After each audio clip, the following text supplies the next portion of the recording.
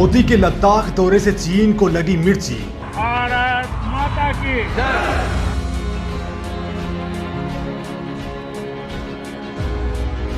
अब भारत को नसीहत देने लगा चीन। जब देश की रक्षा आपके हाथों में है, आपके मजबूत इरादों में है, तो एक अटूट विश्वास है। प्रधानमंत्री नरेंद्र मोदी के अचानक लेह पहुंचने से हर कोई हैरान है। चीन को भी इस दौरे से कड़ा संदेश पहुंचा है और इस बीच अब चीनी विदेश मंत्रालय ने इस पर बड़ा बयान दिया है, जिसमें उसका डर साफ झलक रहा है। ठीक से कहें तो लद्दाख में वास्तविक नियंत्रण रेखा पर चल रहे भारी तनाव के बीच प्रधानमंत्री नरेंद्र मोदी के लेह दौरे से चीन बौखला गया है। चीन के विदेश मंत्रालय ने एक बयान जारी करके कहा है कि किसी भी पक्ष को ऐसा काम नहीं करना चाहिए जिससे इस मौके पर माहौल और ज्यादा खराब हो जाए।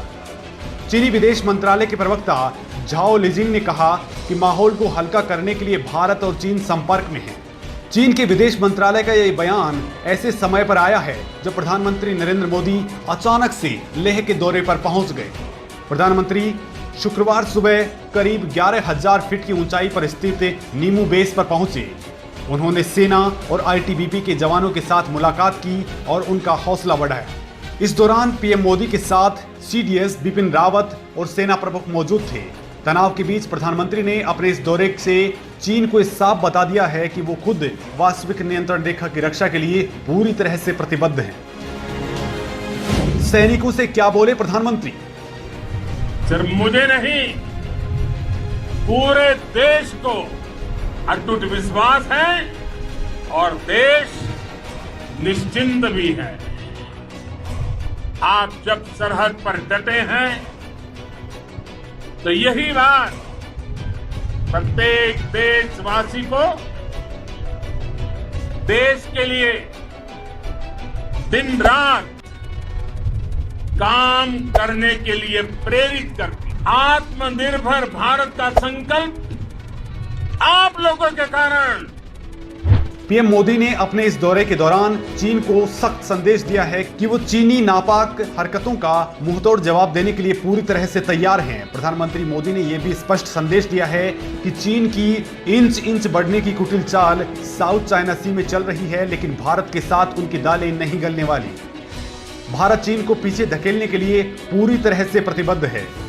उन्होंने चीन को यह भी बता दिया कि ड्रैगन अपने यहां सैनिकों की संख्या तक छिपा रहा है। वहीं संकट की इस घड़ी में सेना के साथ न केवल वो खुद बल्कि पूरा देश खड़ा है। पीएम नरेंद्र मोदी ने जवानों को यह भी संदेश दिया कि चीन के साथ जारी टकराव लंबा खिंच सकता है और उन्हें लंबी लड़ाई के लिए तैयार रहना होगा। प्रधानमंत्री ने चीन को यह भी जता दिया कि वो ड्रैगन के साथ बातचीत को तैयार हैं, लेकिन किसी भी आक्रामक कार्रवाई का करारा जवाब दिया जाएगा। पूरी दुनिया को गया बड़ा संदेश। असल में प्रधानमंत्री मोदी के इस सरप्राइज विजिट से चीन समेत पूरी दुनिया को कड़ा संदेश मिला है।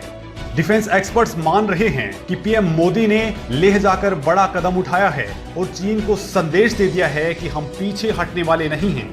अगर चीनी सैनिक एलएसी पर डटे रहेंगे तो हमारे सैनिक भी एलएसी पर थमे रहेंगे। हम किसी भी मामले में समझौता नहीं करने वाले। प्रधानमंत्री मोदी के लेह दौरे से फ्रंटलाइन पर तैनात जवानों का मनोबल कई गुना बढ़ गया है। पीएम मोदी का सेना से लगाव काफी अच्छा रहा है। समझौते को मानने के मूड में नहीं है चीन।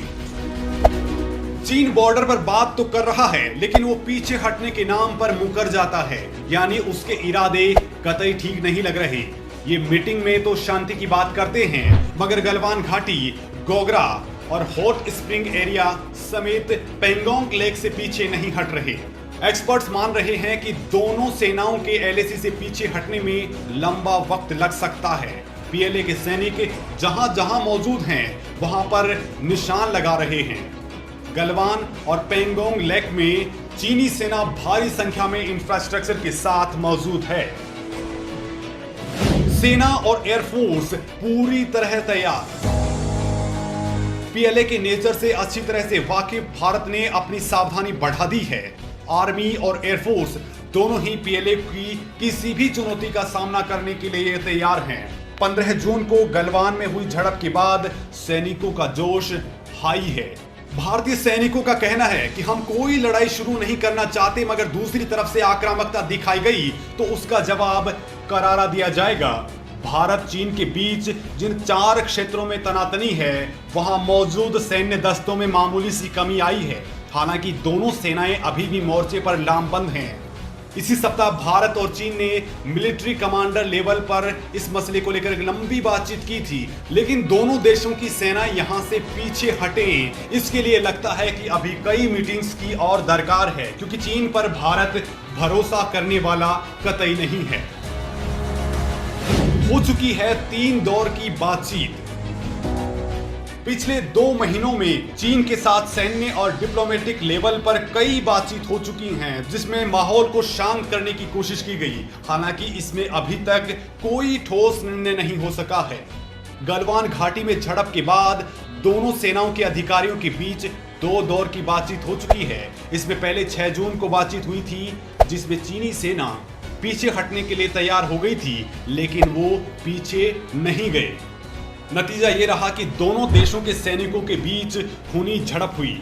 गलवान झड़प के बाद दोनों देशों के बीच 2 दौर की सैन्य कमांडर लेवल पर बातचीत और हो चुकी है। हर बातचीत में चीनी सेना पीछे हटने के लिए तैयार हो जाती है, लेकिन जमीनी तौर पर अपनी तैनाती को बढ़ाते जा रही है। खबर यह है कि फिलहाल चीन ने 20,000 से ज्यादा सैनिक वहां पे तैनात कर दिए हैं, लेकिन भारत भी पीछे नहीं है।